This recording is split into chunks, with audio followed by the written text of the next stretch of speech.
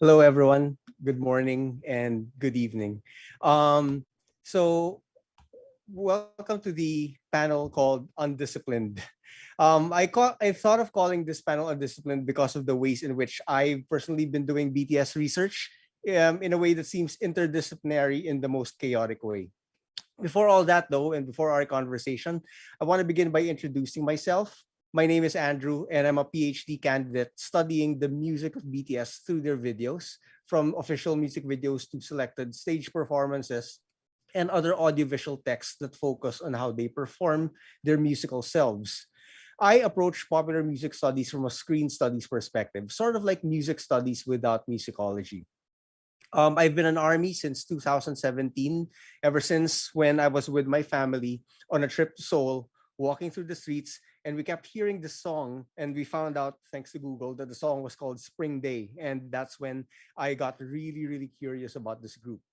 I embraced full armydom in the next few months, sometime the next few months after that, when on the way home, after a terrible and hard day at work, I'm Fine came on my music player, and when I'm Fine came on, it just moved me to tears, and there I was walking home with tears in my eyes, fully blown army at that point. Right. So my work on BTS is not in fandom studies. I am Army, but I do not study Army. At the start of my research project, at the start of my PhD, my work was going to examine the local conditions of production that structure the music of BTS within a South Korean pop context. But that background has since expanded to cover a broader landscape of international pop music across historical points. I once thought that I could apply what I learned studying BTS to studying other Korean pop acts, but now I realize I could use it to look at that and so much more, whether we're talking small indie artists or global pop superstars. I'm gonna end that little introduction for now. I will be talking a little bit more about my work later on, but I'd like to turn it over now to my panelists for today. So I have four panelists with me. I have Cecilia Perez, Courtney Lazor, Alison Atis, and Lena Ann. Lena, would you want to introduce yourself next?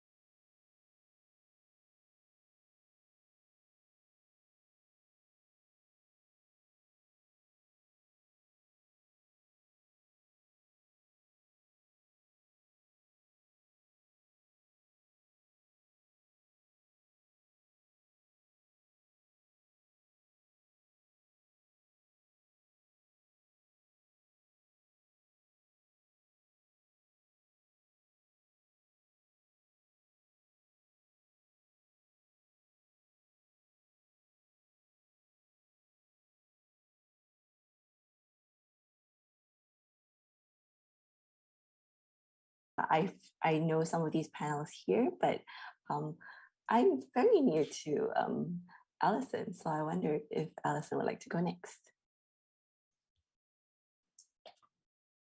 Thank you, Lena, and of course, thank you, Andrew, for first being able to uh, complete this panel and also introduce ourselves to each other through this panel.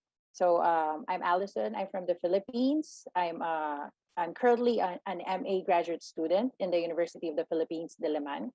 So I'm my thesis is far apart from BTS, but it's close to my heart because I did an autoethnographic essay in a few years back, and what prompted me to do that is an inspiration very near to me, my sibling. So my sister is the biggest army that who I know. So and as you can see with my background, she was the one responsible for doing this setup. So I thank her for that.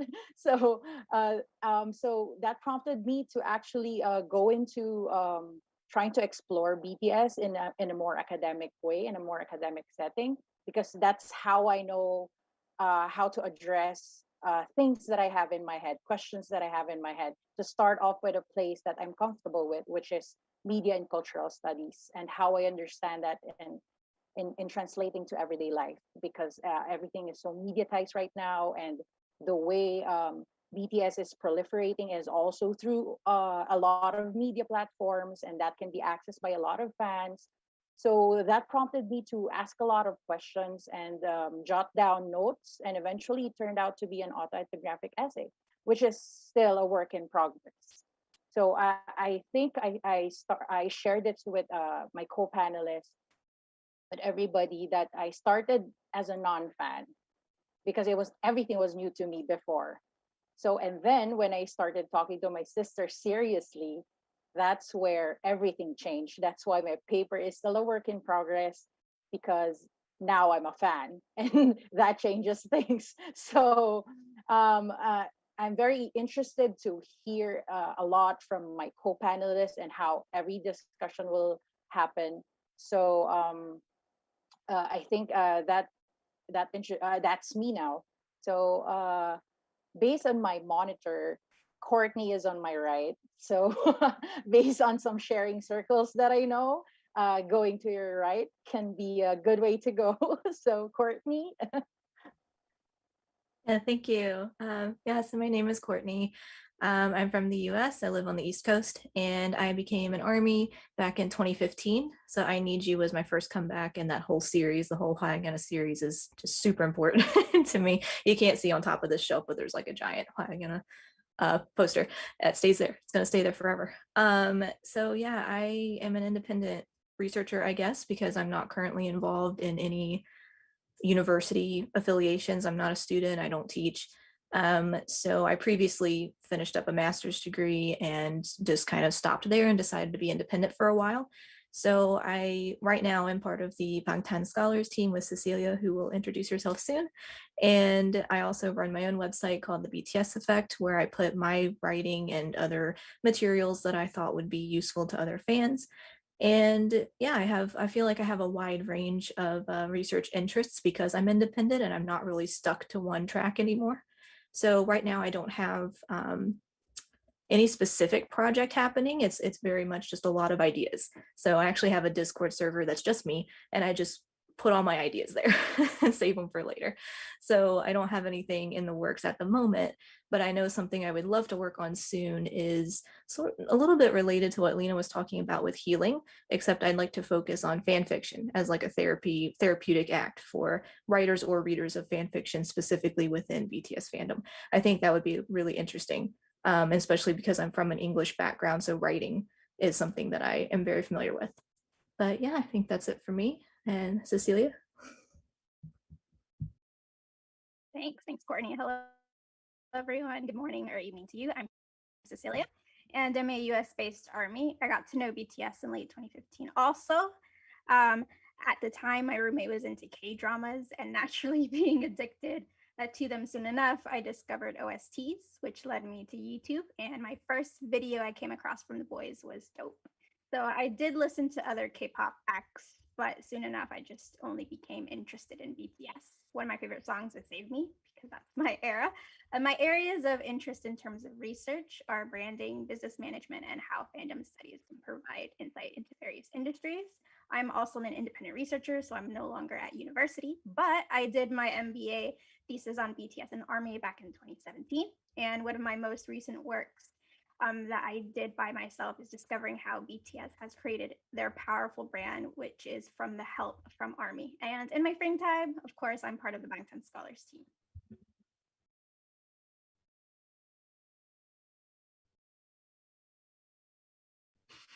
Okay, thank you for that introduction. And like I've been telling you over the past couple of weeks, I'm so glad that we're all here to have this conversation. Um, okay, so I guess the thing that would be good to talk about now that we've introduced ourselves and the context of our research and all that is to ask who are we talking to when we do our research. Like speaking for myself personally, I address my work primarily not to army or army scholars, but of course certainly we're all certainly involved in this conversation, but I'm sort of talking to what I call the academic equivalent of the general public. I mean, academics are generally not part of the general public because they're pretty weird and esoteric and all that, but in terms of general academia, those are the people that I'm speaking with. I do my research to build knowledge and to share knowledge, and they are the ones who I share the knowledge to. Army, a lot of army, whether we're talking about people working independently on theory and on Twitter threads on theories and lore about how the Bangtan universe is shaping up, whether they're working on websites like Courtney is with her the BTS effect website where she sort of maps the way the Bangtan universe has been playing out. When you go to YouTube and you see all these really really long explainer videos going through all the nuances that you find in their songs, these are all very very valuable parts of knowledge that I don't think I do better just because I'm in the academy. I am still pretty much in awe at the work that independent army have been doing on these things. So I think they contribute much valuable knowledge to the fandom community.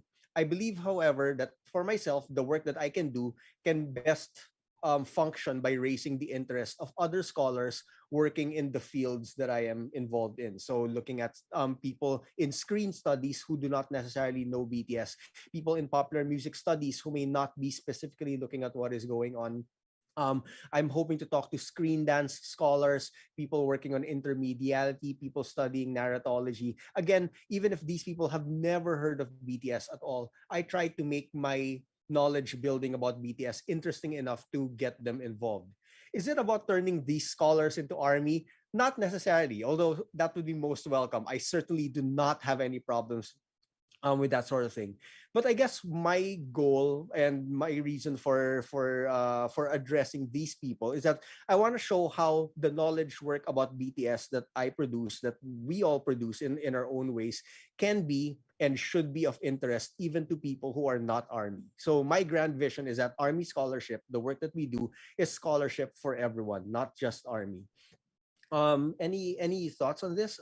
Courtney, I mentioned you in that little spiel over there. So when you do your work, when you do your research on BTS and or army, who are you talking to? Who are you sharing it with? That's actually a good question because I was thinking about that when I was creating that website because, before that website existed, I kind of just did some of that similar stuff, but it was just on Twitter or on random free blogs, and it was just hard to keep track of and hard to keep all in one place. And I was coming at it more from, a fan perspective, like I want to make things that help other fans. And so I think I was very much, when I created that site, I think that was summer of 2019 when I officially bought the domain. I was aiming more towards fans. And then as, this research community has kind of sprung up around BTS and we've been able to organize ourselves in a little bit, better way because we have events like this and we have, places where we can talk to each other now. And it doesn't feel like I'm so much by myself anymore. And so I feel like I can address things to multiple audiences, which I think is really useful because and I don't come from a fan studies background, but that's an area I'm very interested in. And I feel like they are often, there's a push in fan studies to get research in published journals and everything to, help make this live on kind of as an archive. And so I would love to contribute to that coming from, the fan side and less so the academic side, but still be able to contribute to long lasting academic work, as well as the more independent, like fan based run websites, videos, those types of things. Because those things that we leave behind like that, that's what people are going to look at in the future. They're going to look back on that. And so I'm addressing more so fans, I think, but also kind of like the future a little bit, because this is a little bit kind of archival in nature because Twitter isn't, it's going to be around, but it's going to be so hard to find anything at that point. People wouldn't even know what to look for. So websites and videos kind of archiving things in a channel, I think, is almost speaking to the future in a way. I know that sounds a little weird, but but yeah, I think that's a different way of trying to address multiple audiences, which I think is useful because we all come from a lot of different backgrounds. I'd like to add to that because, right, I I feel that I started much later than everyone else here. So when I, as a learning, as a fan from, I used to be from the outside, like until I read my students' paper, I was like, oh, okay, there's a group, BTS. Oh, okay.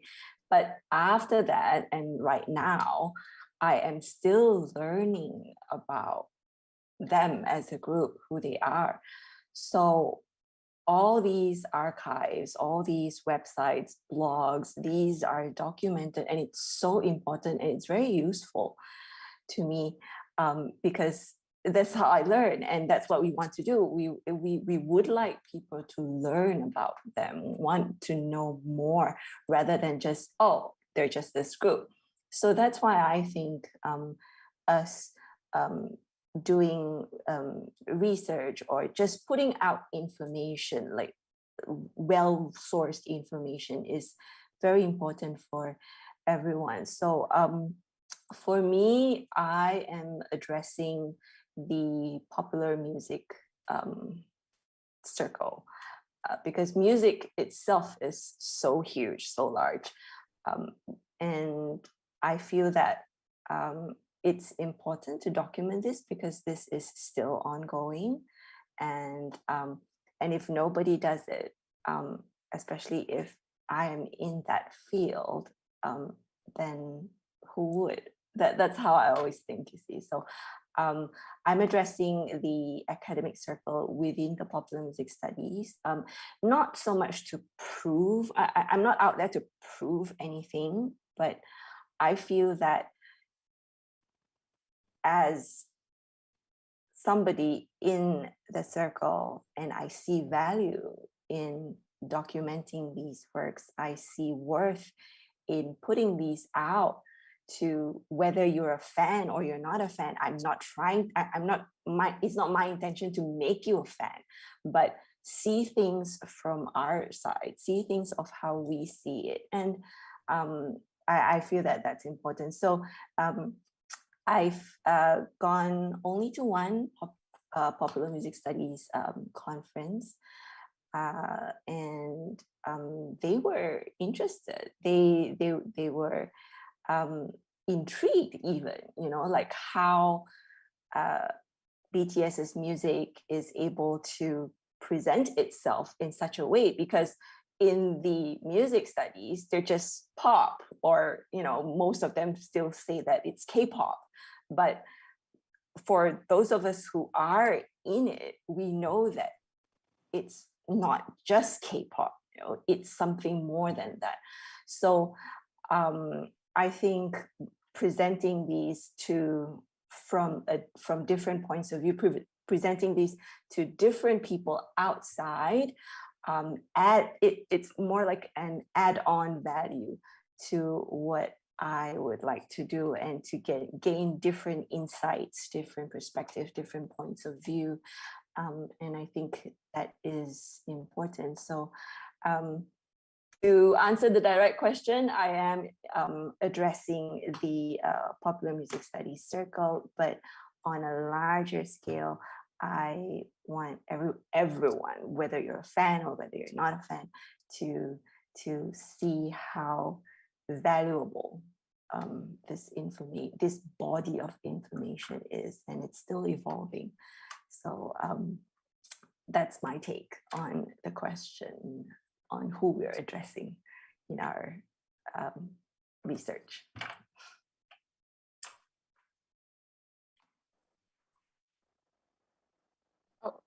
Can I go next to answer that question?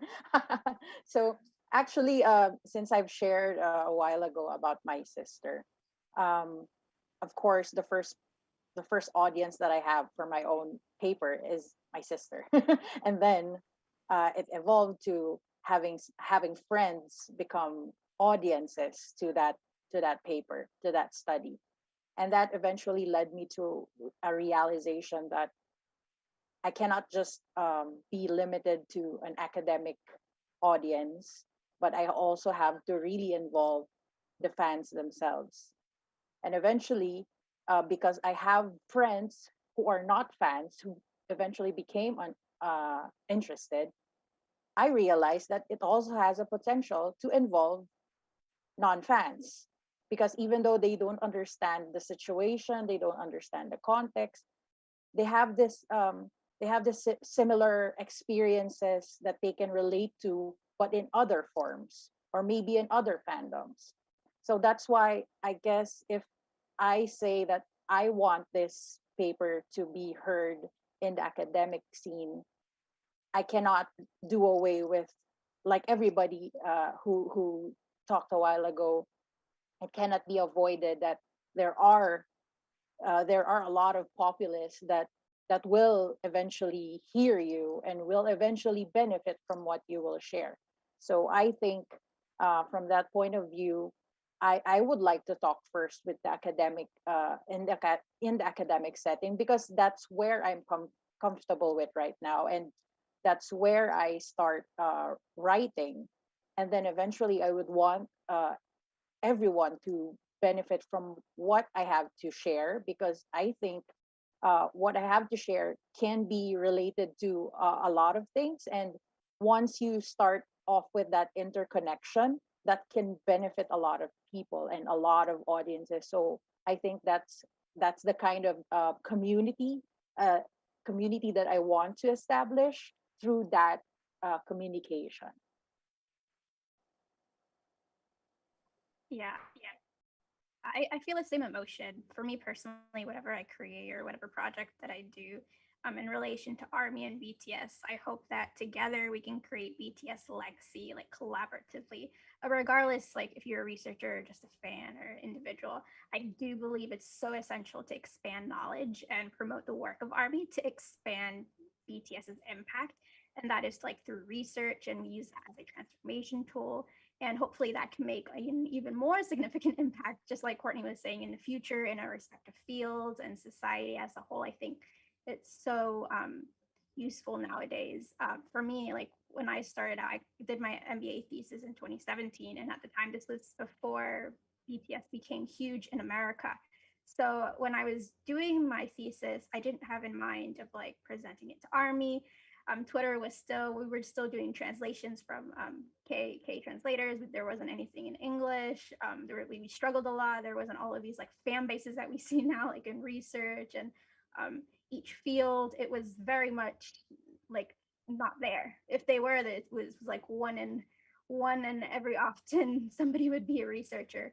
So for me, like it was definitely a challenge for my advisor to say, hey, can you actually do this? And I was proving my research panel at my university, because they didn't know anything about BTS.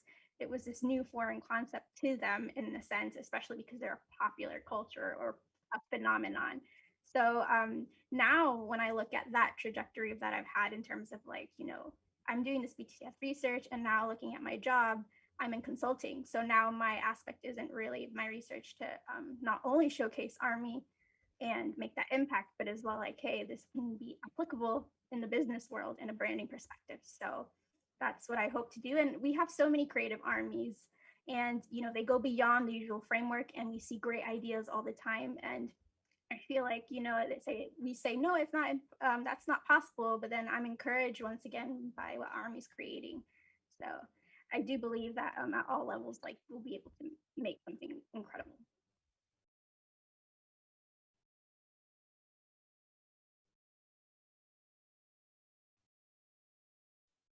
Okay.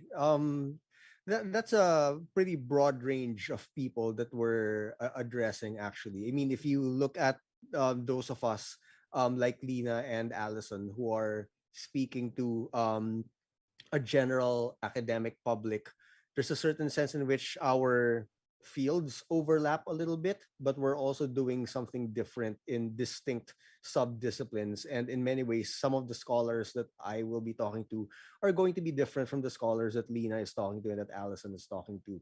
And when we look at the work that Courtney and Cecilia are doing, when you speak to Army, when you do the work that you do for Army and the general public, there needs to be some sort of constant negotiation between these very different groups of people with very different investments into what BTS is all about, into what being Army is all about. I guess now would be a good time to talk about relationships.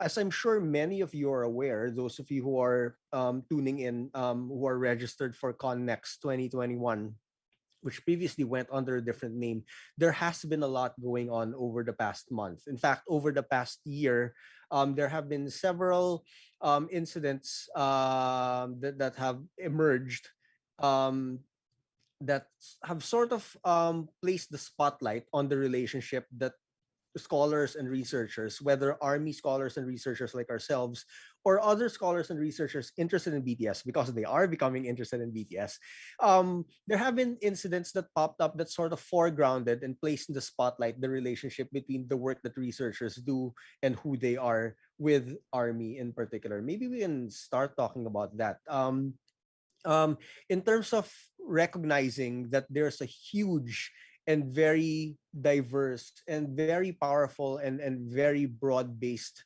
community out there who is emotionally invested in the work that BTS is doing. What considerations do you think need to be kept in mind if we're going to operate in these spaces? Or if you're comfortable sharing, have you had any encounters that you think we could all learn from in terms of how to deal with army? Yeah, anyone can start responding. I'll start. Um, Actually, when I was starting to, since it's very new to me, everything's new to me. So I started off as a non-fan. So there are like terms or lingo that you don't understand, and of course, you also have your own language, and you communicate differently because you have not been exposed to that, to that certain context. So there are instances when I was trying to like establish first a connection with the environment, with the army environment. There are instances that I get messages from really good friends who are fans, who are saying that actually we are so many in our group, and we're just not really out there because we're trying to keep this community, and we're trying to keep it safe, and also keep it to themselves, because they're the ones who are understanding their own context. So that for me felt like, at first I felt like I was very intrusive of that community, of that space. But eventually I realized that they're very welcoming. The army is very welcoming. So that's why I think that's the first step that I've seen, that I've realized that this fandom is a lot, has a lot of different facets. And when I tried to approach my sister, uh, she just told me a lot of things at once. So it's very welcoming. The army, there is this facet of the army that is very welcoming, that is very warm, and that's very acknowledging of the people who want to know more about BTS and their contributions to not only music but also to different conversations, to different settings, to different contexts. So I think one consideration that I've learned is to really learn from that context, and learn to respect that context, and find time to really learn about how to communicate, and how to really um, communicate your intentions respectfully. So I guess that's what I'm trying to say. That I mean, we all have boundaries, we all have personal spaces, and once you are able to respect that, and once you're able to communicate really that you have good intentions, that this is actually for not just for you, but for many people, for you to be able to open up a lot of doors also for other people. So I guess that for me is my answer to that question in terms of relationships and consideration. So I think I would like to ask Lena, when it comes to the setting of really focusing on music, right? So I'm really wondering about the considerations when it comes to popular music, because as I've read also, and as I've heard in media and cultural studies, so there is quite a lot of tugging when it comes to high art, low art kind of differences, So I would like to hear about all the considerations when it comes to that. Oh yeah, I was just about to bounce off from what you just shared, is that um, you, my first encounter with the group who call themselves Army was at this academic conference. Never in my entire life would I think that a pop group this huge can have a conference of itself, and everything and anything about them, from literature to visual arts to psychology, journalism. It's such a broad range. And being a fish out of water, especially in research, like I'm super new in research. That word welcoming, that Alison, you were just repeating it off. I felt that at that conference. It was a huge group, but nobody, you weren't left alone. There will always be somebody coming up to you and start talking, and we are connected by BTS. Like, you start off with who's your bias, but then after that you go on and talking about what you're doing, why you're there, what kind of research that you're looking at, and things like that. So then that's how we build connections. And it was at this very conference that it was my first time of hearing the word rhizome. I don't know if I'm pronouncing it right. Rhizome, RHIZOME. And that concept, after I read the book by Dr. Lee, I really learned something, that being separate entities, separate sections, separate groups, in a way, you can still connect. You can still come back together. So I felt that, wow, here I am in music, and we tend to categorize things. Oh, this is pop, this is jazz, this is rock, this is so and so. But even that category of pop right now, we've got all sorts, we've got all kinds. And this has been happening back when popular music took flight. And actually, swing music in the 30s and 40s was considered popular music of that day, So what is popular music now? And what is K-pop? So, it's all these big questions that people are asking, but that's what makes research, for me, interesting. It's fascinating, because here you are trying to answer these big questions, but then there's all these little questions that come along, and then you go, oh, yeah, it can be seen from this point, it can be seen from that point. So I think as I start to formulate and formulate my research and my path for my studies, I remind myself that if you study BTS, you cannot leave out ARMY. If you study ARMY, you cannot leave out BTS. That's just it. Similarly, I thought that, okay, I want to study music and healing, so I want to look into its music. So I was beginning to unpack, melodies and rhythms and all those things. But then I realized I can't, because their music, I need to look into the lyrics, and when I look into the lyrics, I look into literature. I look into phonetics, I look into, even the tiniest details. So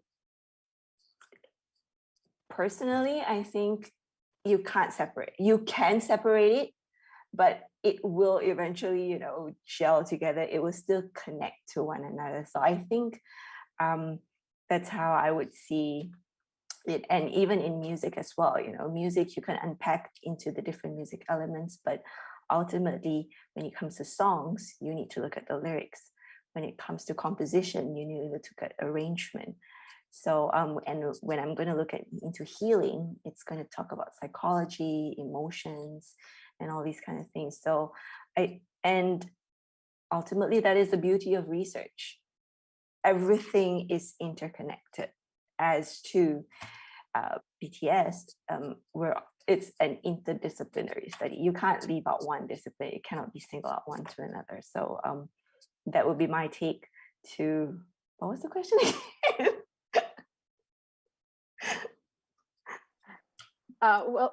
It's in connection to the big question that Andrew has given us. So thank you for elaborating on the consideration in the specific field that you are in, and the realization that you can't really just stay in your niche, but no, you have to eventually branch out because it's inevitable. So branch out, but also, like you mentioned in your last comments there, respect. You embrace, but there also has to be that level of respect. Like you can't go in and say that, hello, this is my way, make way for me. You know, it's not that it doesn't work that way. At least not to me. Yeah.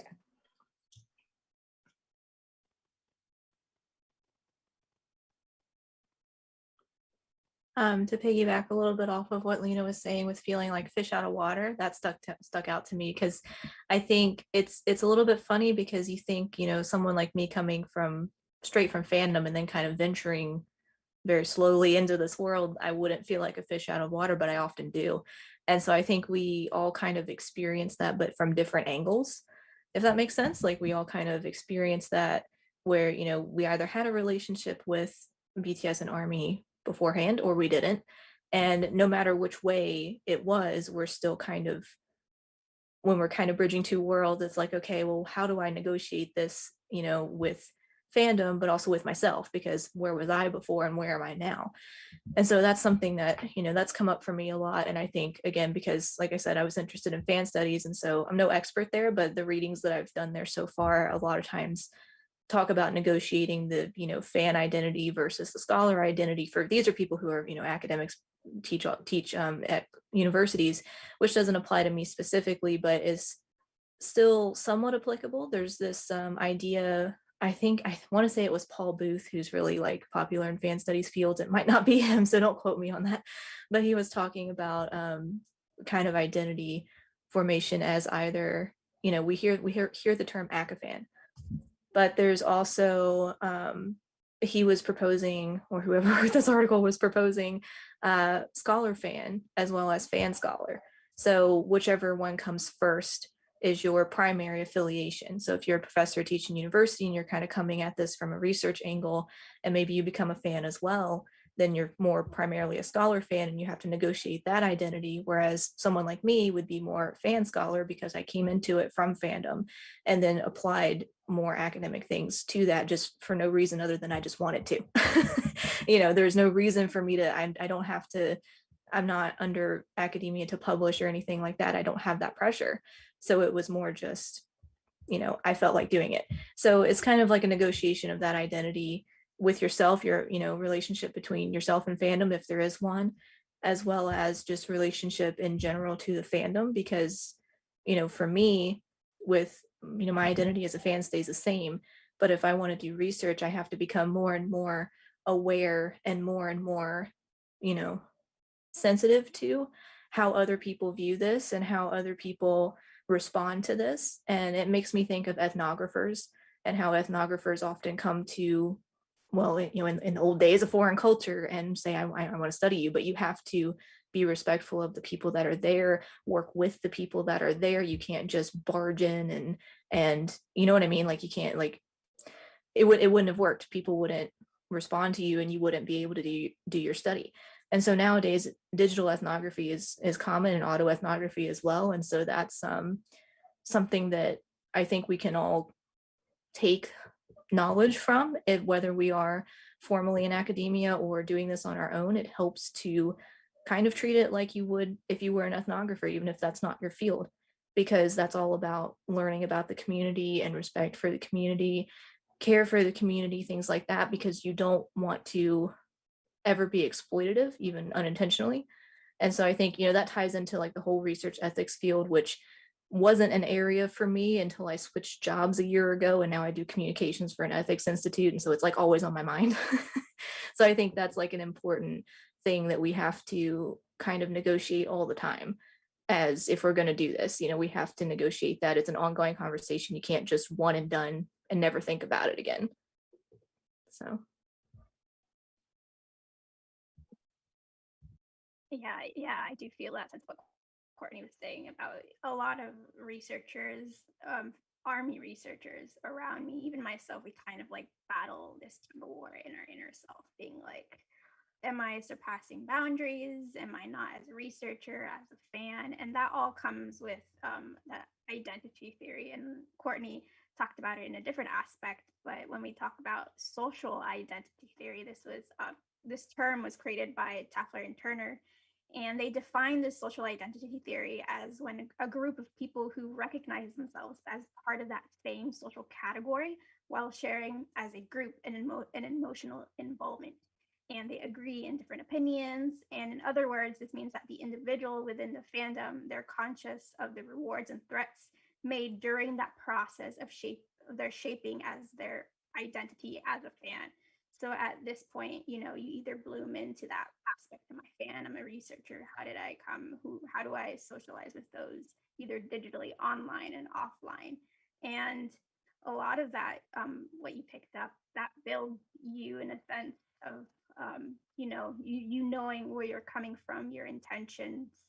And it could be quite difficult because sometimes when we present our research, we're seen maybe as, we know a lot of different things and we're trying to portray this the correct way. But at the end of the day, what we really want to do is share that knowledge and expand. So there's that relationship. And for me, I find it that what I create and my ethics, I definitely want to respect who they are as people, as artists, BTS as artists, and Army as an engine, as fans who collectively have grown up with BTS to be who they are today.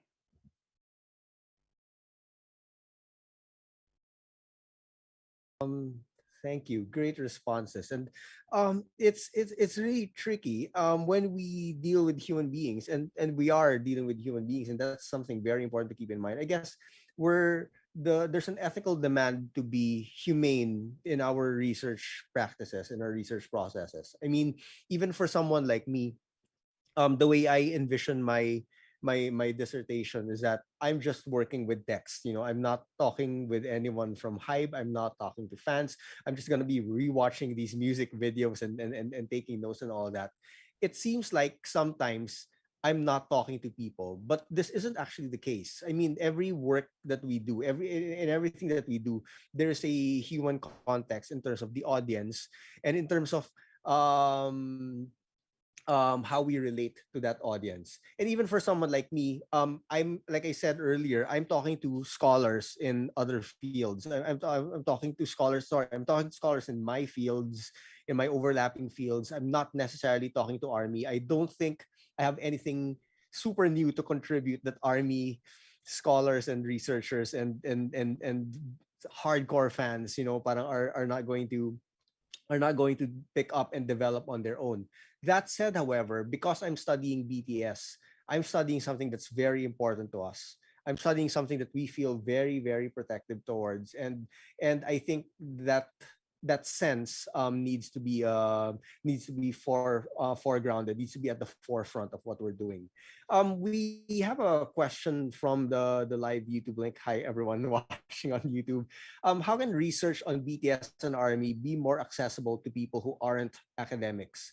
How can armies better understand the foundations of a study or research project? So the person who asked this was mostly curious about how to get other non-academics to understand that there's more nuance to research than might initially meets the eye. I think I'm gonna provide like a bit of context about this before I turn it over to you guys so we can sort of thresh it out.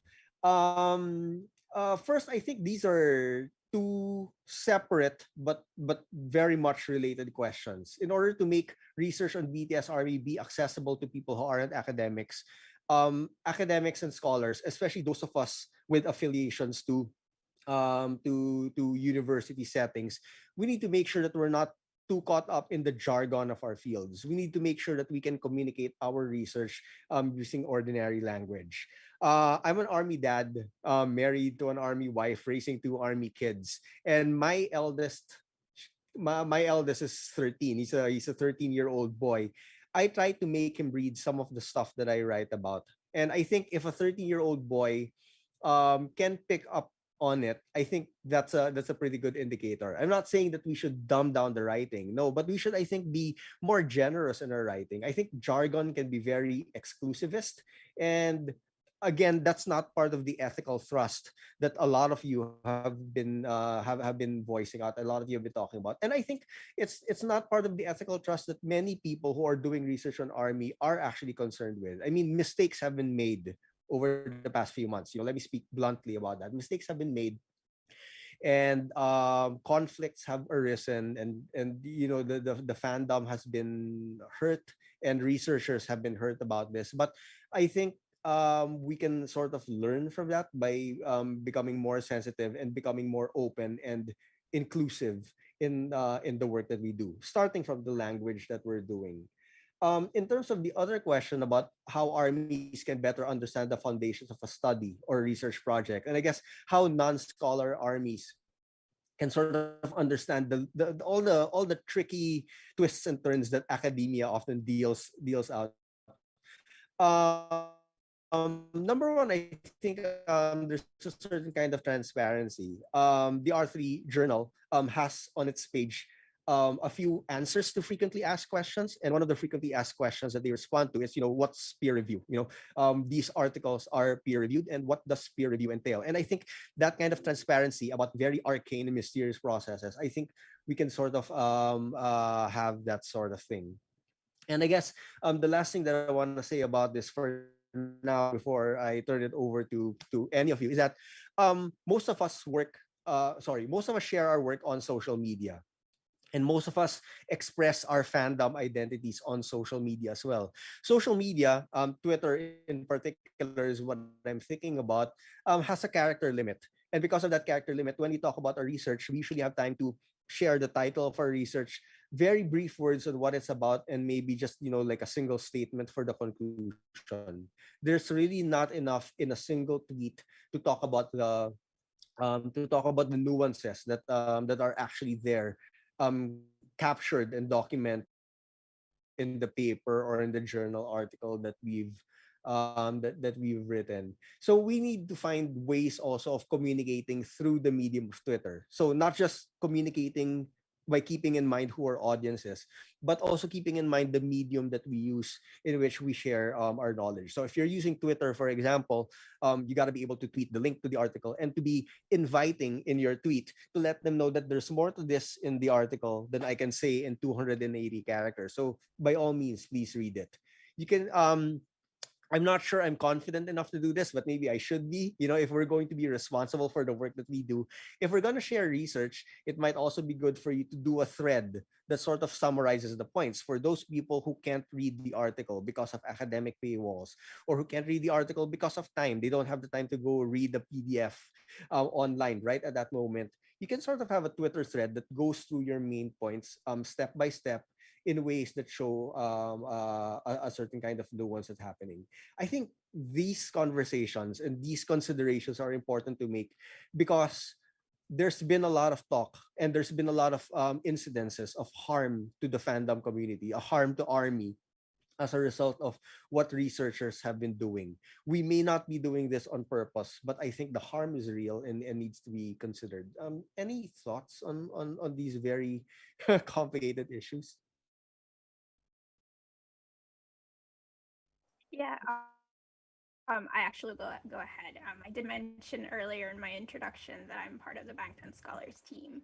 And when we share research, if you follow us or don't follow us, or if you look at our page, oftentimes I do threads, just like Andrew was saying. And it's as much as we love to share information, it's very hard, especially in the digital space, especially with the acceleration. You've got the retweets, you've got the likes. So parts come up very fragmented throughout the entire internet space. So at times, I've made mistakes. I've made mistakes where, sometimes I feel like I'm coming across, clearly, but at times it's not.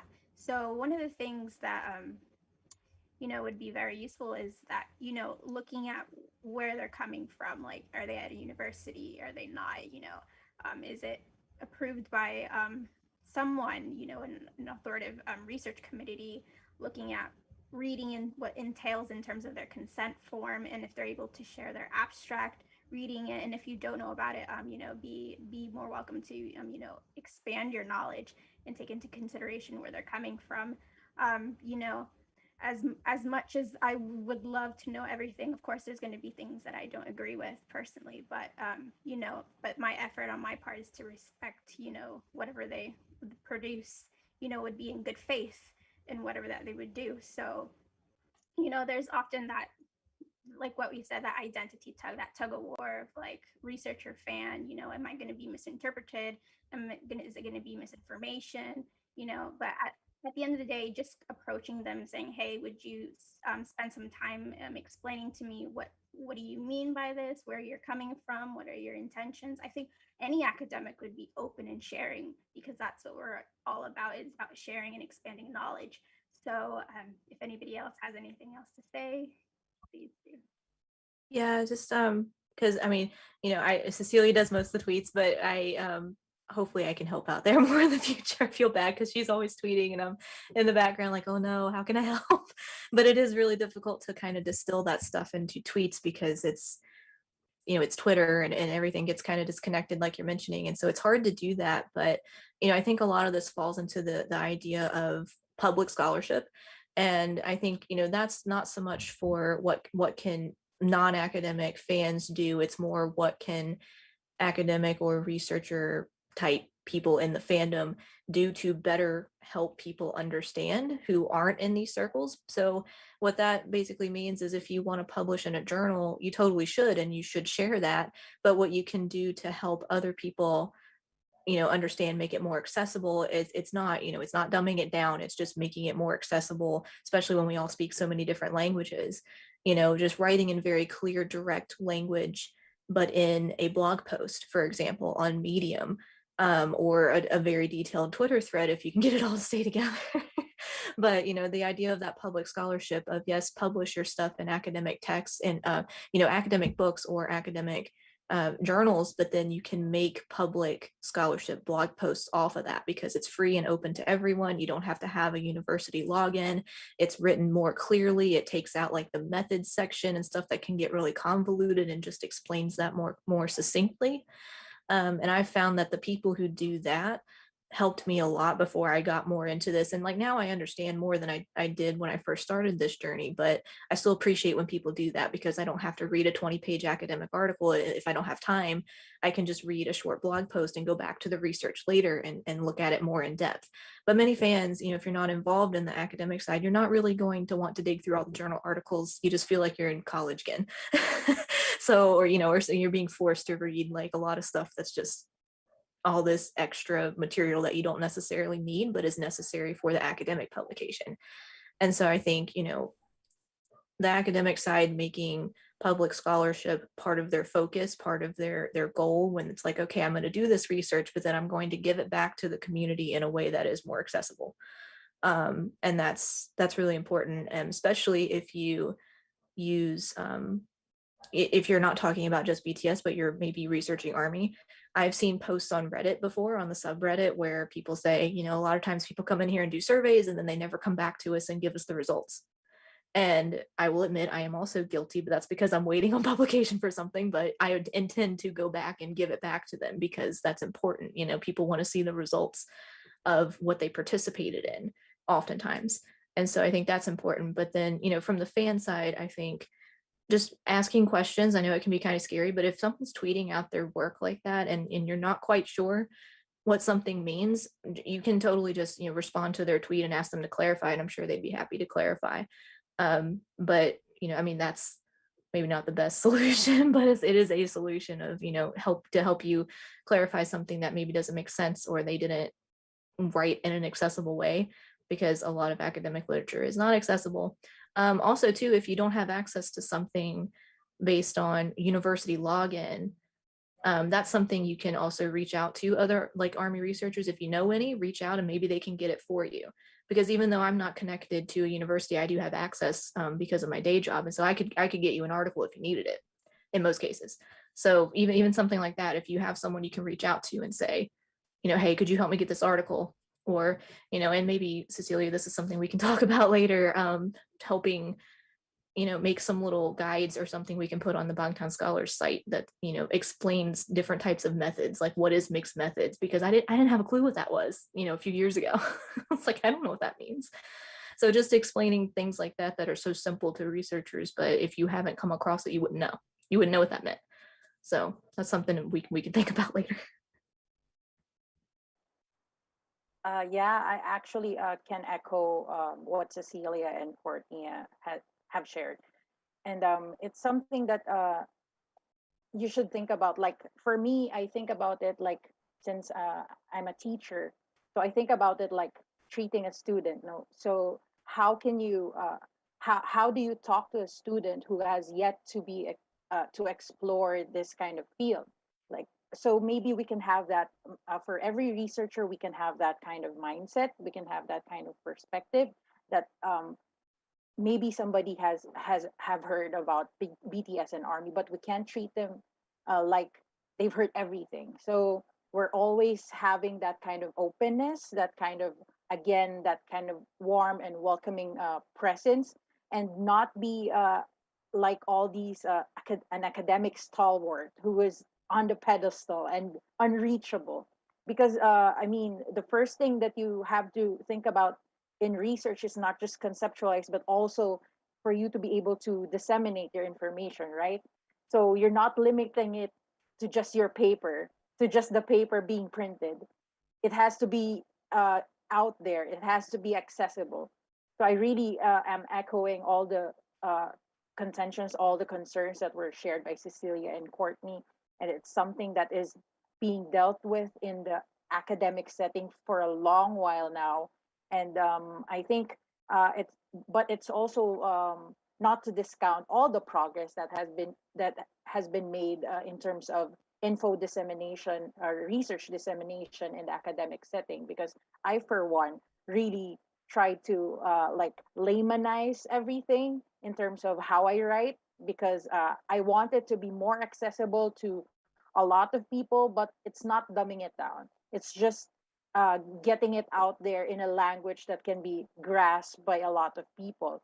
And if I and what I do is, if I include some jargons, I make sure I include definitions to those jargons, and to contextualize it how I use those jargons in those explanations. So maybe those are things that academics and us researchers can always think of when it comes to, like, for example, if you're going to focus on, especially on fan studies, because of course the fans will wait for how you're going to be treating all the data that came from everybody.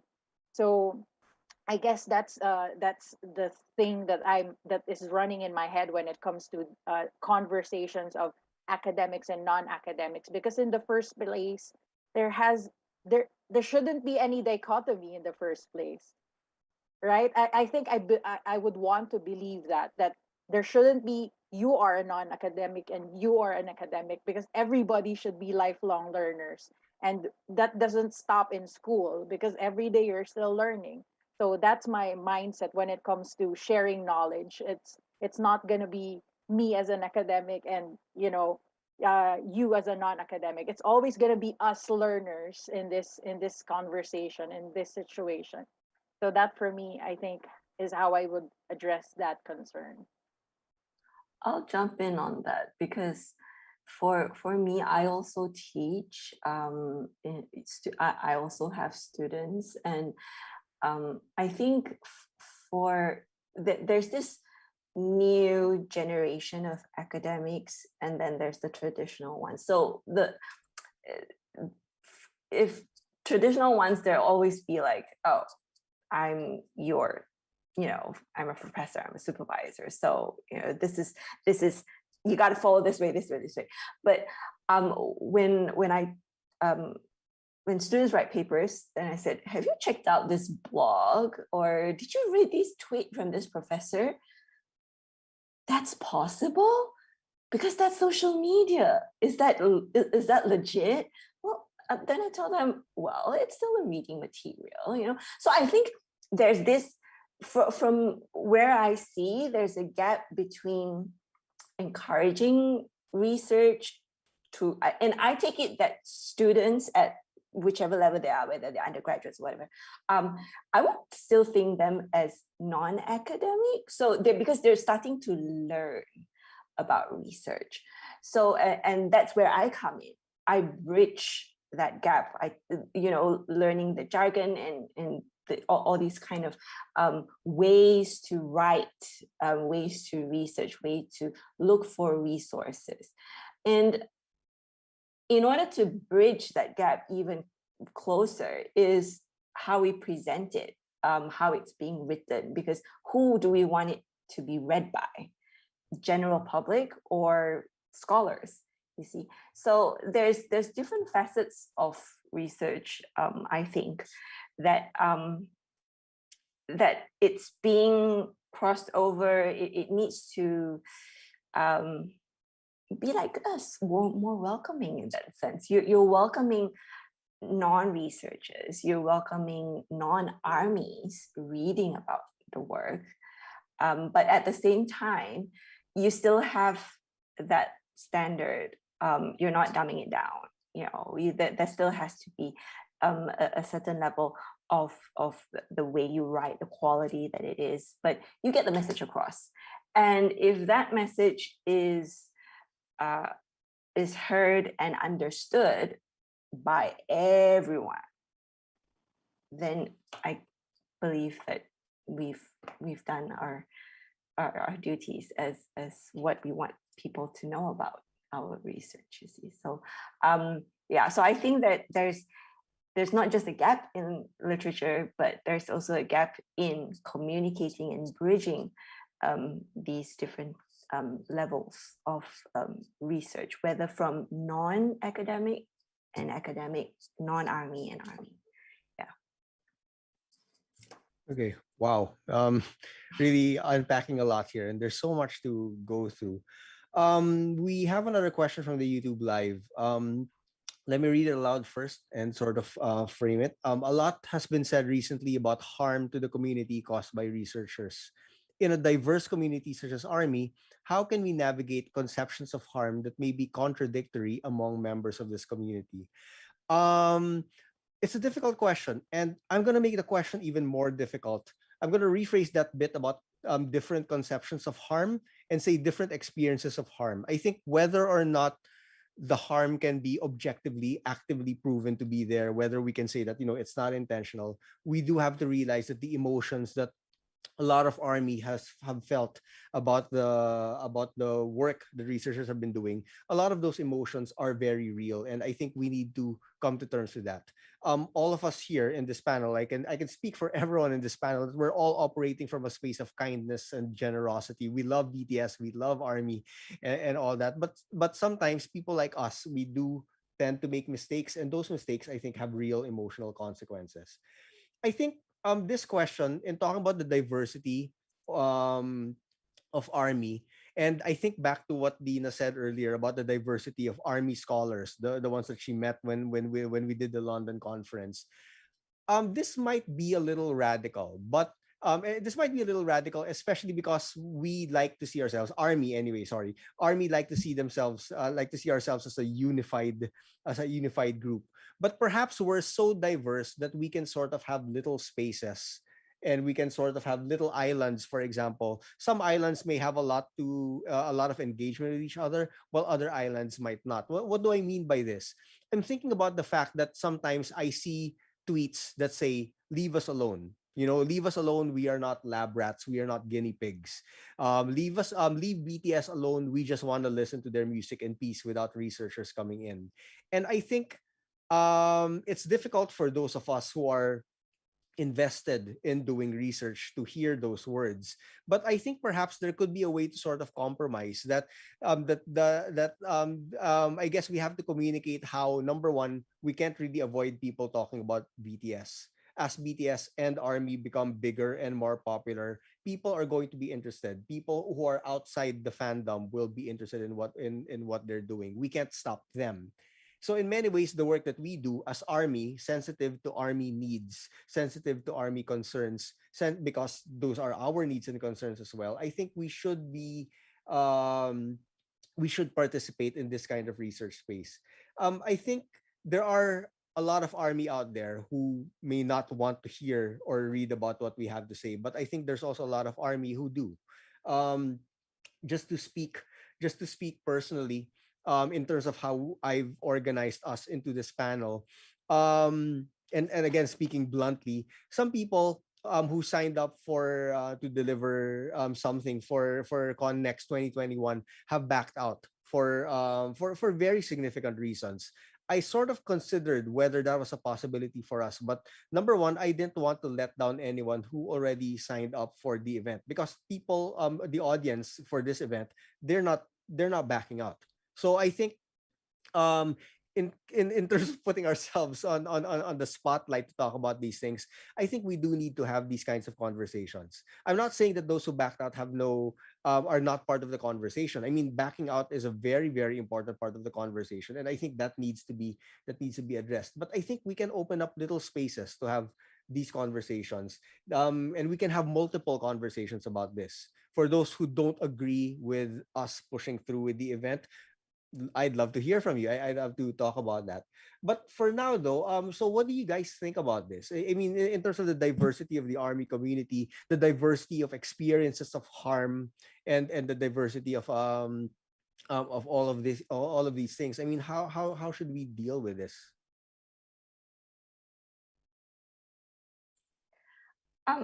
I'll just go first. I think when we when we step into a space of the unknown that is being guarded by so many guardians, spaces are very valued because it's protected. It's almost to a point where it's sacred. So being allowed into that space, for me personally, that's where being transparent, but also respecting that space. I was so welcomed at 2020 London, and being able to see and feel that warmth, that welcomeness there, that's where the intention of truthfulness, honesty, there, it's genuine. I think that's what I'm trying to say here. Being truthful to be allowed in that space. Being true and being clear of the intentions why you're there. I mean, I didn't get into Army space because I wanted to do research. Army space gave me that pathway, that light to say that, hey, this is possible. And being triggered by that, I'm like, wow, this is real, and I need to respect that. So I think as a new researcher, I am a new researcher. As a new researcher, I think it's important for me to acknowledge the welcomeness of armies, but I also remind myself, these people, you need to respect their space. So I go with that principle for what I am to do, and I guess that would be also, if we're talking about ethical, I think that's the ethical thing to do. So, but yeah, that's how I would respond to that question.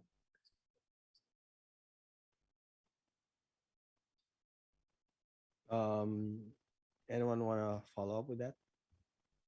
Yeah, I think, you know, with mentioning things like seeing tweets that say like we don't want you here, or you know, don't treat us like lab rats, things like that. Um, you know, people, there's no way to stop things like that from happening. Like I think it for us, it's gonna, especially if this is the only space we're researching in, it's going to feel like this is happening to the research community within our fandom and doesn't happen anywhere else, but it is common in fan studies, like because even if a researcher comes from that fandom and was already a fan and they go back to do research, there's always people who just aren't interested in that or aren't okay with that. And you know, of course, that's where anything with human subjects comes in for consent, and that's why we do consent forms and you know, very basic things like that, which you know, that doesn't necessarily prevent harm, because you could be someone doing everything the IRB or ethical board tells you to do, but still cause harm, because as many people in the research ethics field, not everybody, but many people in the research ethics field talk about how IRBs in the US, which are ethical approval boards, are more about compliance than they are like protecting communities and other ethical standards. So we can actually hold ourselves to a higher standard than the IRB can, for example. And so, you know, that's what I try to do for myself.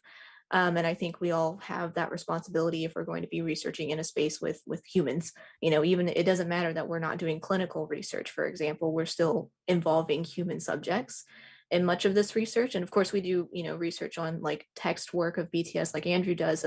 That's different. But you know, if you're going to bring in armies and talk to armies, do interviews and surveys and things like that, you know, there's always going to be a diverse opinion no matter what, and there's really nothing we can do about the people who aren't going to like that, because a lot of people are interested and some people just aren't going to be.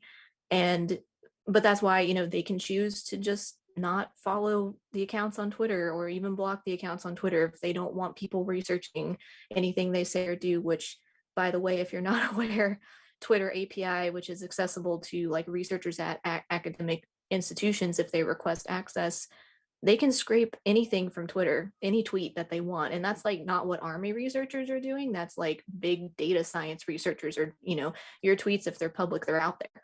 And while I don't necessarily, you know, agree with the way people always come across, you know, and do this type of research, you know, people don't realize that that's happening in the background all the time. And you know, they're not consenting to that, none of us are, because it's big data, we can't really consent to it because there's so much data being gathered.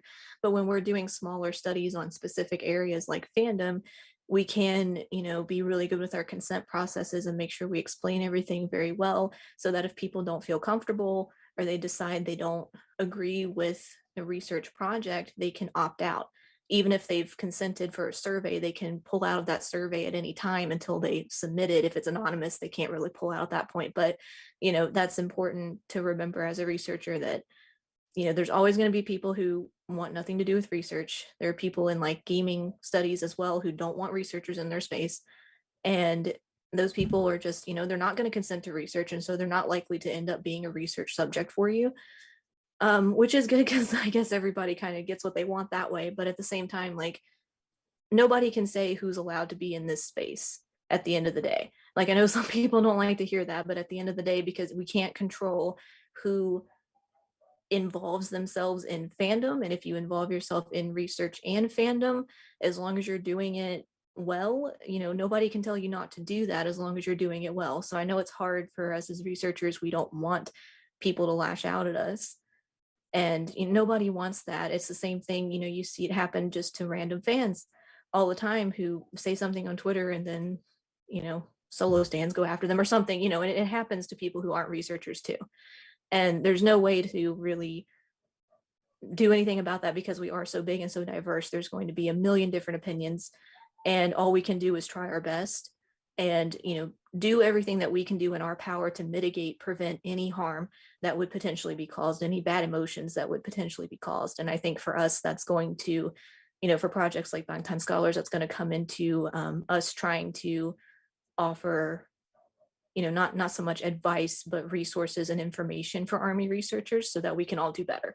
You know, we can all take these things into consideration and be more, you know, high standard than even an IRB, for example. I'm not usually on Twitter, but the way how I see this is that because it's so accessible, it is a public space, you are going to be observed. And that's why it's important for us, if we consider ourselves, okay, we're the gatekeepers, you know, we're armies, we need to protect um, the guys. That's where we come in and we make sure we conduct ourselves. I mean, how what we say, how we respond, how we react, because these people, we know that they're in it for the name. They want to know about us. So how they're going to do it is, it's just by plain observation, nothing else. So that's where I always remind myself, okay, be sure what you say, what you're going to put out there, it's going to go out to millions. Nobody's going to spell check, proofread, whatnot. So I think that's where I come in as a fan and tell myself, okay, what you say, people are going to use it. It's going to get misconstrued, maybe, we don't know. So that's where being careful and, again, being respectful of what we put out there, whether as fans. This is from a fan point of view, of course. Okay. Um, so we have questions and comments from the chat. One is asked by somebody who works in research. Who they don't do research on army, but they are also researchers, and they are aware of the methods, and they are aware of the ways in which the methods can be twisted to manipulate the data, and in this case cause harm. Says that respectfully, what she wants to point me, they are K-pop stans trying to shoehorn BTS into K-pop for their own careers. And a vulnerable community like ARMY has a right not to want to be scrutinized by strangers.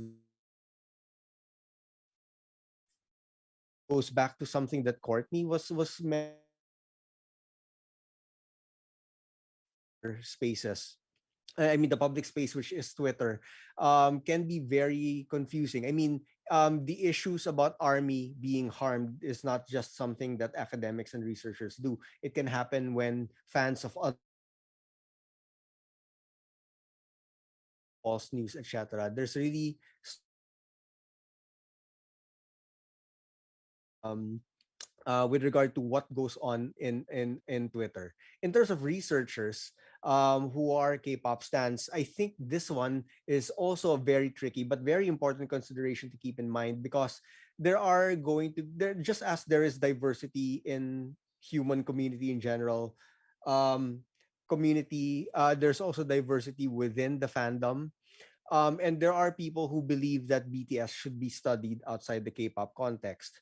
At the same time, though, as a group of Korean artists, people who are not ARMY will be interested in BTS simply because they are really big and they are really popular. I don't know if that counts as having an agenda. It could be. But I think if that work is being done and if that work is being released, then we can engage in discussions about it. We can engage in critical discussions about.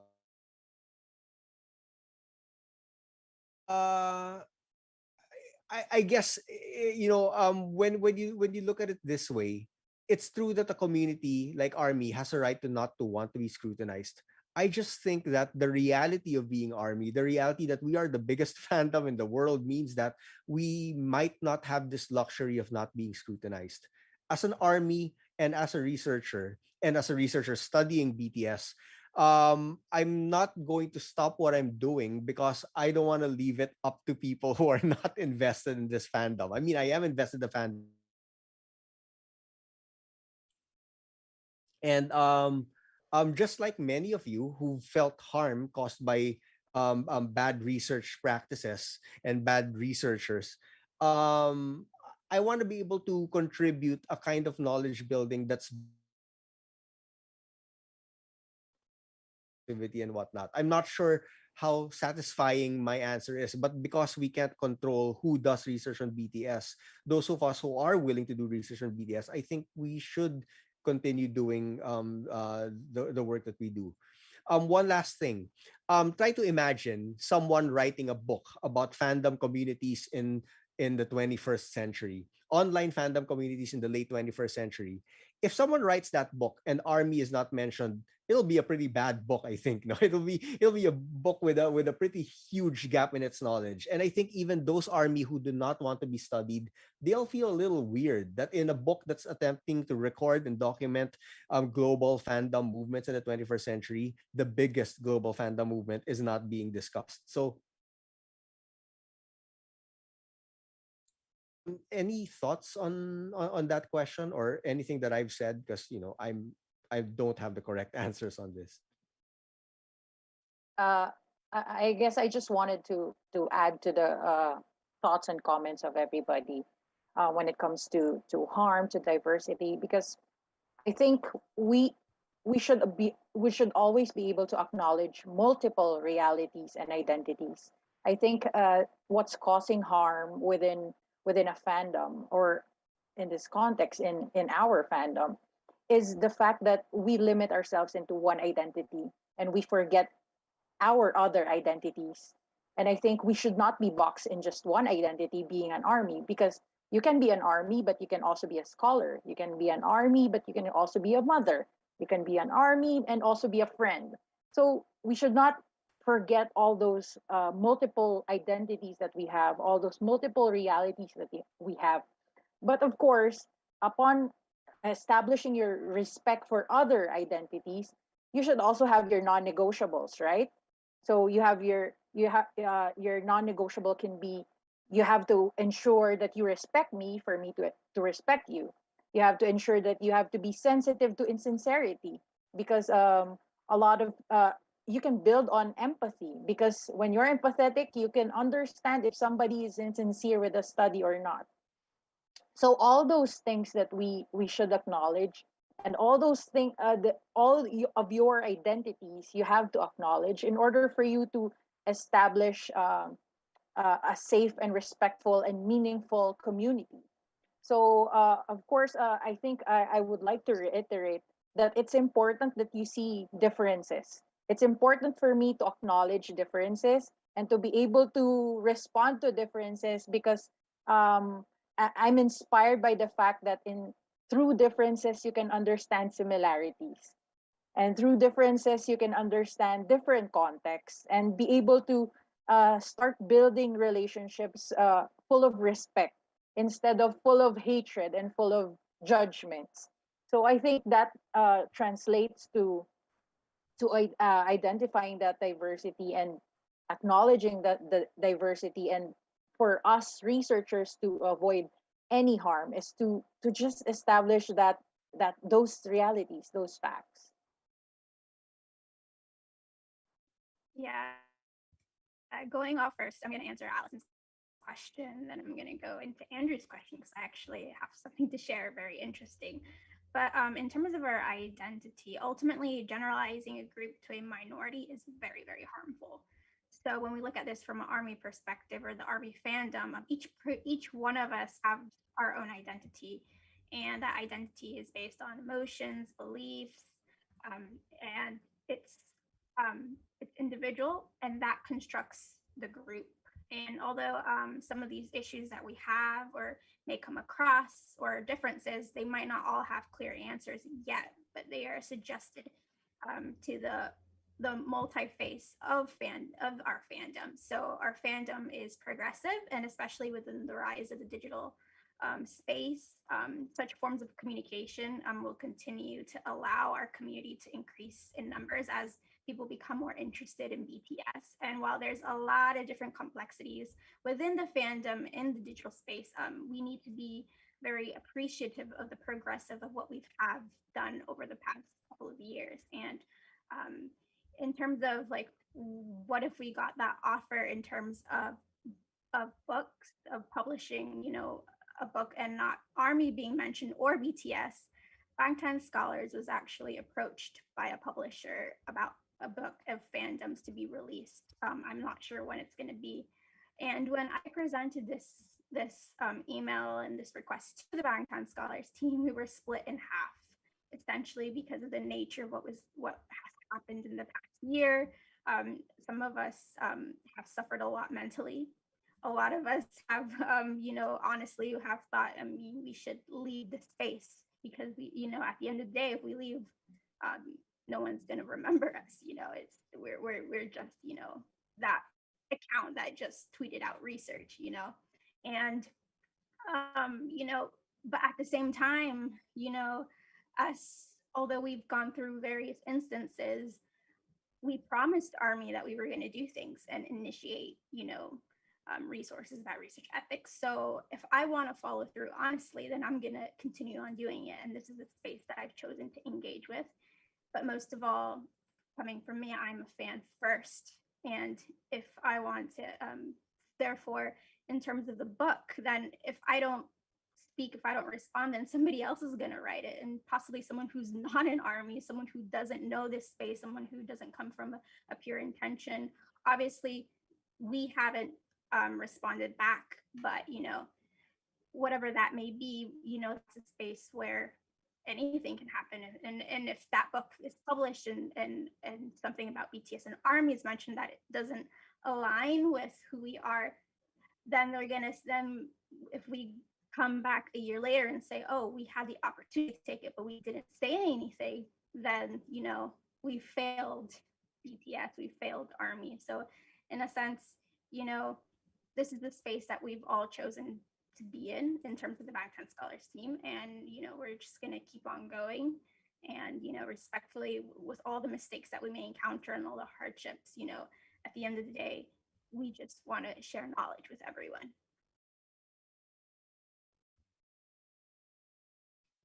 Yeah, and I agree, like as part of Bangtan Scholars team, like as much as I sometimes am like, do I even want to deal with this anymore? Because, I started as a fan only, and this was, what I would escape to in a sense, and this just, I only would watch content and listen to music and sort of, pretty early on, I started writing like video analyses because English major background, I couldn't help it. But when I started becoming more serious about that, and other people were becoming more serious, this became a big part of my fan experience too, being involved in things like this. And like Cecilia's saying, like everyone's saying, I rather stay involved and do good things than leave it completely open to anybody from the outside who may tell our story however they want to.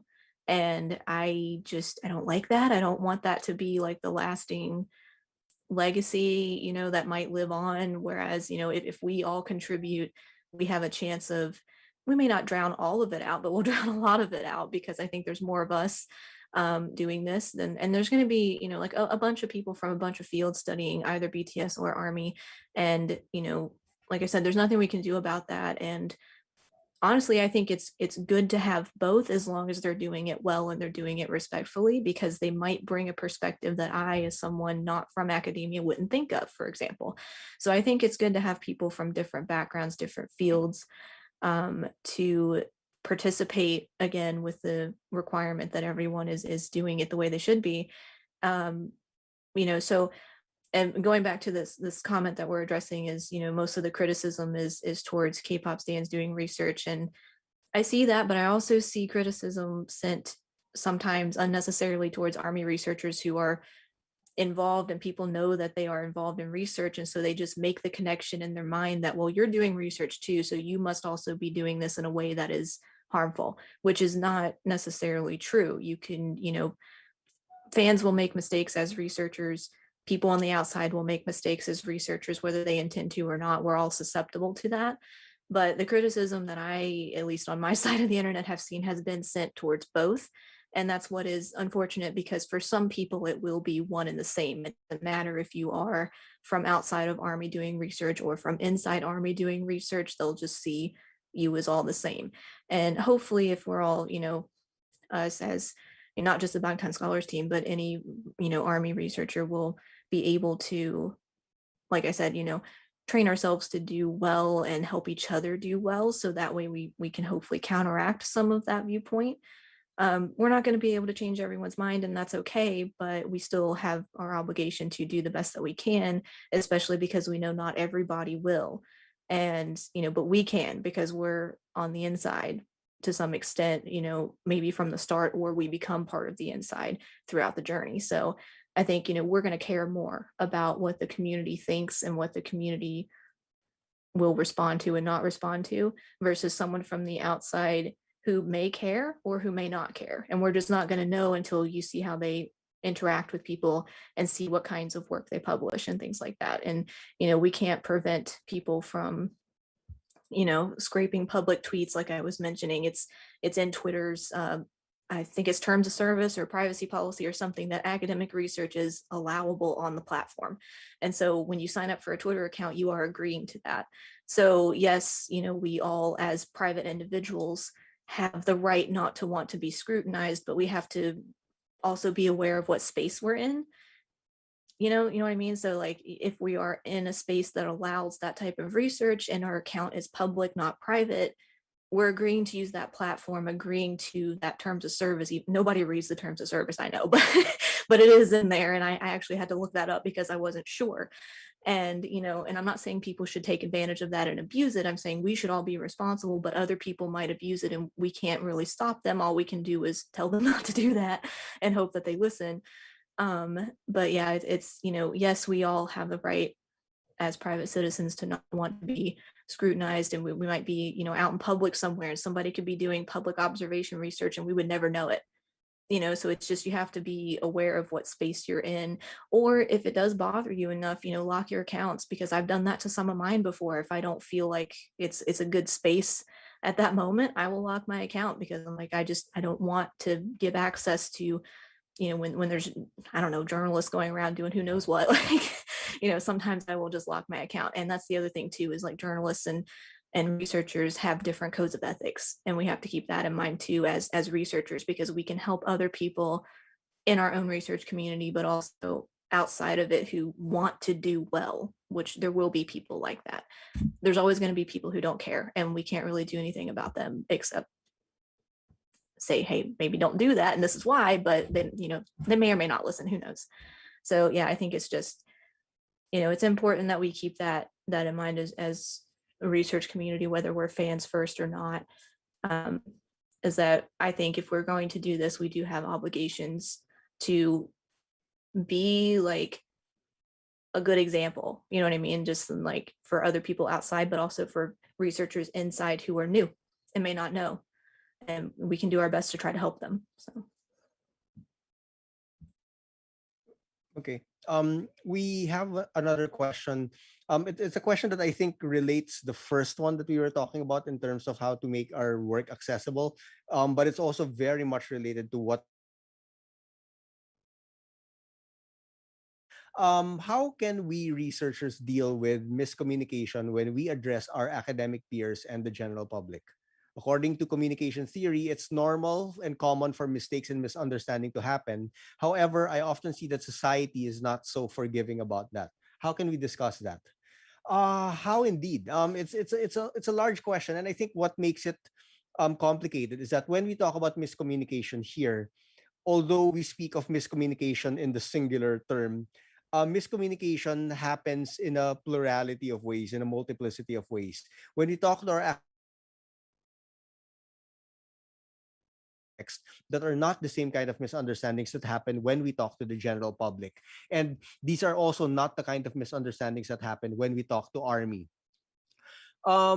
It is normal and common for mistakes and misunderstandings to happen. There's a certain sense in which a lot of this is being magnified on social media. Hence, I think this is the reason why the question is asking about, also makes the remark about miscommunication.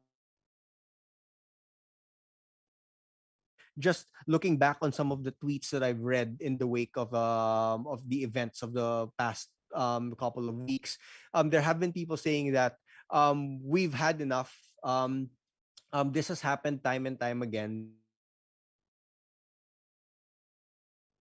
Um, it's about time that this group, take responsibility for what they're doing, so I'm blocking them for now, etc. So yes, society, and if we look at Twitter as like a tiny little society, it can be very unforgiving about that.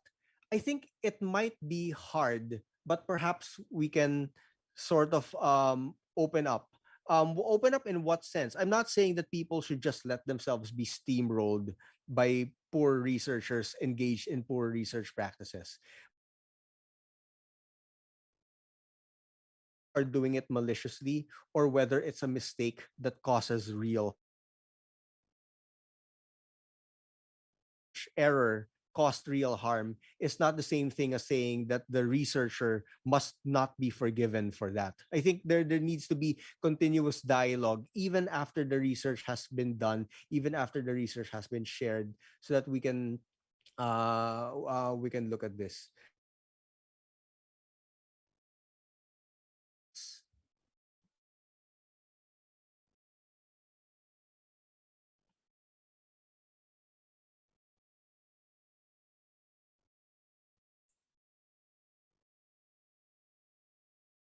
Sorry. Sorry. Could you repeat that, please, Andrew? You cut off a little bit there.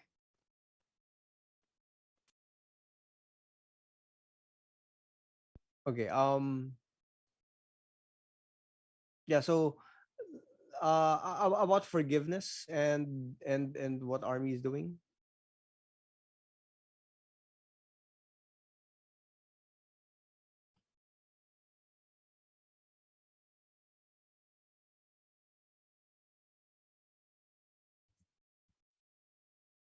Oh, okay. So, what I was saying was, in response to that question and comment about how society is not very forgiving of mistakes and understandings, even if they're normal and common. I think a more forgiving attitude harm us and to allow researchers to harm us in the ways that have been happening. But what I'm saying is that maybe we shouldn't always assume that the researcher has a malicious. It takes a lot to do research. It's very difficult to do research. Perhaps there can be a way in which we can talk about the research that is done without always necessarily involving the researcher who did what is going on. Sorry, Allison, you want to say something about this?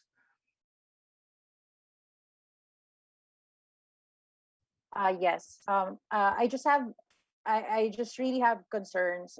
Well, generally with the use of the sentence "society is not forgiving," because I feel like it's treating us heterogeneous group as a homogeneous group, and I'm not really comfortable with that. With saying that society is not forgiving about that, because like for example, I myself would not say that I will not forgive those mistakes that researchers did.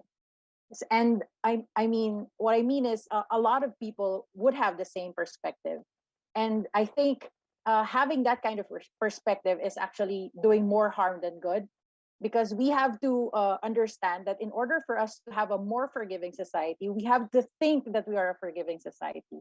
So I think that is my qualm when it comes to treating something as a homogeneous group, and treating treating this specific society, for example, this our fandom as forgiving, unforgiving. So I have qualms with that always, and I always try to say that uh, the forgiveness starts within us, and when it starts within us, it will eventually be this very viral feeling of forgiveness, and hopefully that will translate to the community itself. So I guess that's just to address both the society not being so forgiving, and also miscommunication, because I think that also is where miscommunication starts, once you really embody that everything is going to be negative and everything is going to receive backlash, without even thinking that this actually, your stance will have a benefit no matter what. So I think that's how I would frame and address that situation when it comes to being forgiving about mistakes and in the setting of being a researcher.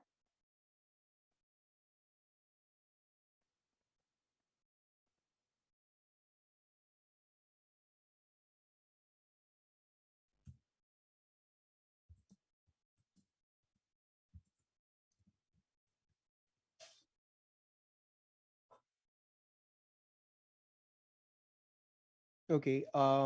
We have another question. I believe in evidence-based research. I fully believe that BTS scholars met in their attempts to study researcher maintain an objective approach in their research. Do any of you want to take this? Yeah, Again, it's a multi-part. I'll take the second one, about how can one scholar slash researcher maintain an objective approach in the research. I've actually responded this in the YouTube chat, but I'll just go on here. Most of us in the panel were are fans first. I see myself as being a fan and being a researcher at the same time. So I'm in this identity crisis whenever I look at my proposal and then I go, okay, you're doing research now. This is proper work. Don't go on rambling about things as a fan. So I'm still trying to navigate my identity as a army scholar, actually, because it's hard. And because I feel that this would be a limitation for me, because it's a gray, fine, thin line between research and as well as being a fan. So for me, that's why I feel that it is important to have outside views, to have impartial views. For when it comes to being an academic fan, for me. Because if at this stage of my research as being so new into it, but at the same time, I am still a new fan, I need that objectivity, and I know I'm able to identify that I appreciate it from somebody else, because they would be impartial. They will tell me, oh, okay, this too fan like, you're not sounding like an academic. And I'm thinking sometimes, well, how does one sound academic? I mean, I'm already presenting it the way that I see it. So for me, it's still, I'm still in this limbo, but I don't know, and I don't know if it will be it will be clearer for me as I go along to be more objective, or maybe I might even fall out of the rabbit hole. I mean, I don't know as I go along.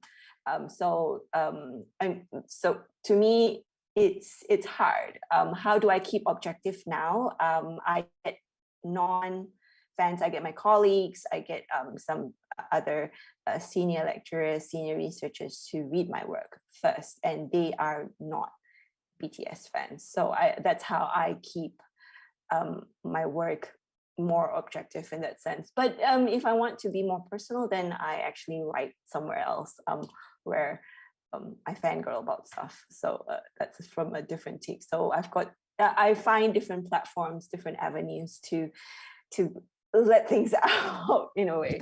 So that's how I keep myself in check, at least as a researcher, as a new researcher. Yeah. So I don't know if anyone feels the same way. Yeah, Anyone else?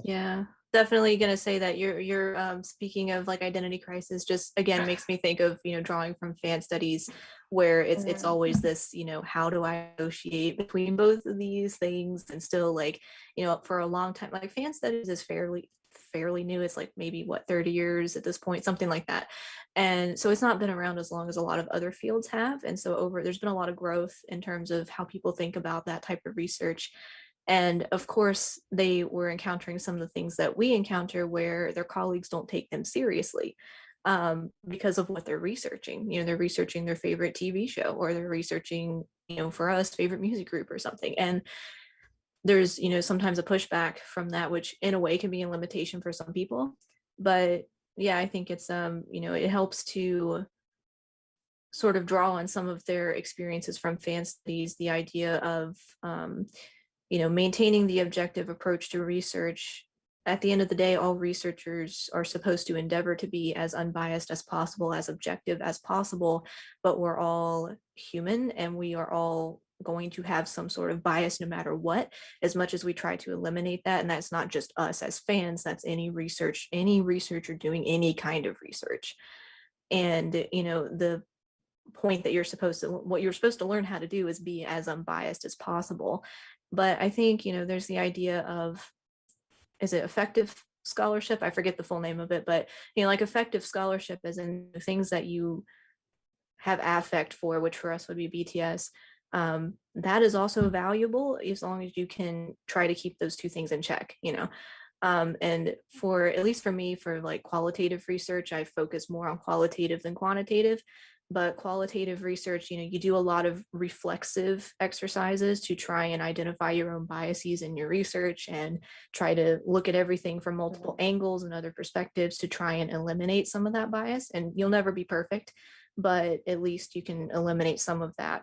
And I think, that's one way to help people with this type of research specifically, is to borrow from fan studies and that sort of reflexive, even if it's just keeping a research journal and going back and interrogating your previous entries and, sort of reflecting on that. That's something I'm still learning how to do, really. But it's something that I think we all can benefit from. But in terms of just general limitations for like studying BTS Army as a phenomenon, and I don't use phenomenon in the sense of it's something that is temporary and going to go away and just like a blip, like some people think. I mean, phenomenon just isn't a body of things that are happening. And people trying to study that, a limitation, I think, for me, is that it's so fast paced, and things are actively happening, and it's really hard to keep up with it all. And it's really hard when basically this is an emerging field of BTS studies. Basically, as interdisciplinary, there's so many influences, but it's emerging and we're all learning as we go. And we are all facing challenges as, especially independent people who don't have specific training necessarily. You face different challenges and different limitations in your research.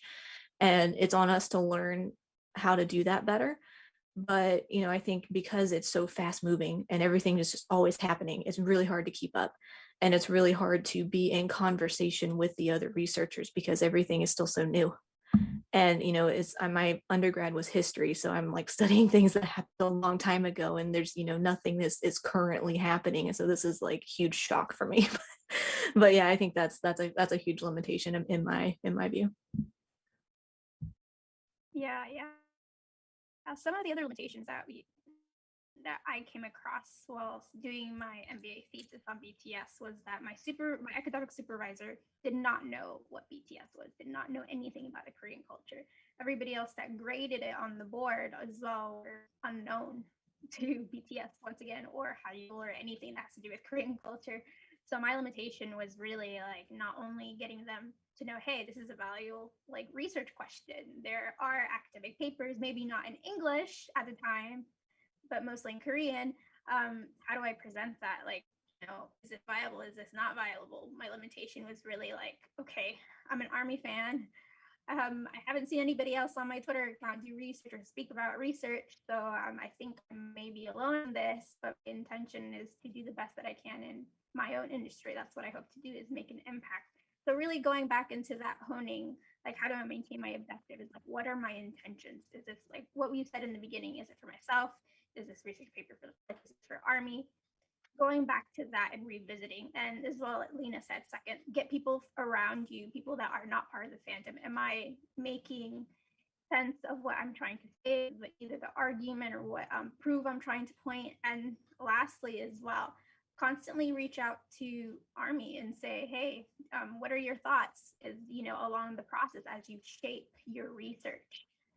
And then finally, when it comes to doing surveys or questionnaires, it's always very useful to reach out, to other people in your university or maybe friends that are researchers or have been researchers and that maybe have a bit of knowledge into the ethics, into what type of methodologies to use, because I know that a lot of people in different universities have different curriculums in terms of research agendas. Like, for example, at my university, when I did my bachelor's, we had, for 2 final years, we had to take a course on how to do research. And we learned everything from research ethics at that time.